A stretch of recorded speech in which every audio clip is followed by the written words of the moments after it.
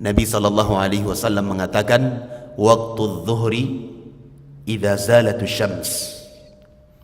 Waktu salat zuhur itu ketika matahari mulai tergelincir ke arah barat. Sehingga kita tidak sholat seenaknya kita. Sholat zuhur terkadang jam 3 siang. Nah, ini namanya menyia-nyiakan sholat, yang ancamannya itu besar. Besar sekali ancamannya di dalam Islam. Nggak ada alasan bagi kita jamaah yang dimuliakan Allah untuk menunda-nunda sholat. Tidak ada alasan. Datang di sana sebuah hadis dari Nabi SAW. Itu pun kalau keadaannya ada seperti ini di negeri kita.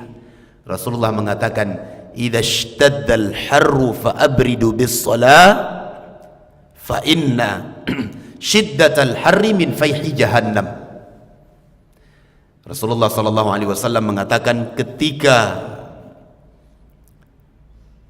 panas matahari di siang hari sangat menyengat, dahsyat, maka tunda kalian salat kalian tersebut. Karena dahsyatnya terik matahari tersebut, kata Rasulullah, itu bagian dari nafas neraka jahanam. Nah, kalau keadaan seperti ini dibolehkan untuk kita tunda. Namun di negeri kita ini tidak ada jamaah yang dimuliakan Allah. Tidak ada. Nah, kenapa Nabi SAW memerintahkan untuk ditunda sholat ketika panas yang begitu menyengat? Tujuannya apa? Karena pentingnya khusyuk di dalam sholat. Karena kalau panas sekali jamaah yang dimuliakan Allah, seseorang terkadang tidak khusyuk di dalam sholat. Apuh-apah bahasa orang Dayu Aceh. Iya.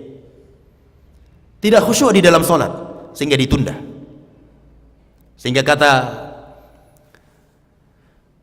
Mu'adz bin Jabal radhiyallahu ta'ala anhu, ataupun Bilal bin Abi Rabah, ketika beliau ingin mengumandangkan iqamah, kata Nabi SAW, abrid, tunda, karena lagi panasnya. Itu kalau di negeri Arab jamaah yang dimuliakan Allah, kalau musim panas itu sampai 40 derajat lebih. Apalagi di sebagian negeri seperti Yaman Selatan, ya, itu jam 3 malam air keran itu masih bisa kita seduh teh hangat. Jam 3 malam, bayangkan. Kalau listrik mati, ya, itu kondisi yang sangat berat jamaah yang dimuliakan Allah. Malam hari tidur di atas, beratapkan langit, tidak tahan panas di dalam. Namun di negeri kita tidak ada yang seperti itu jamaah yang dimuliakan Allah. Sehingga Rasulullah mengatakan, waktu salat zuhur itu adalah ketika matahari mulai tergelincir. Dan waktu salat asar, kata Rasulullah SAW, hatta tasfarra syams. Waktu salat asar itu sampai matahari menguning.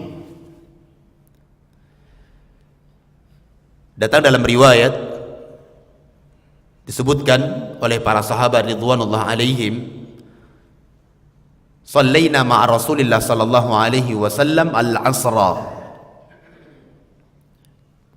Pernah suatu hari kami salat asar bersama Rasulullah sallallahu alaihi wasallam. Thumma raja'a ahaduna ila aqsal Madinah wasyamsu hayyatun wasyamsu murtafi'ah. Kemudian salah seorang di antara kami pulang ke ujung kota Madinah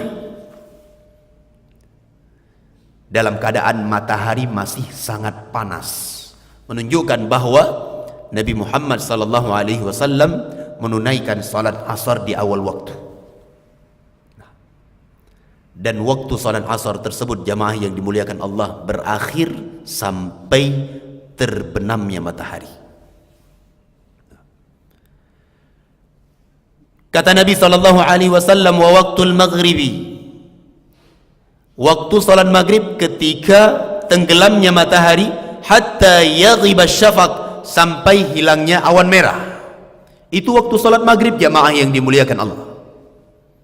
Wa waktu salatul isya, dan waktu salatul isya ketika awan merah sudah hilang, masuk waktu isya, dan batas waktunya adalah sampai pertengahan malam. Itu batas waktu salat isya. Adapun setelah jam 12 malam, itu namanya dinamakan dengan waktu daruri, waktu yang darurat.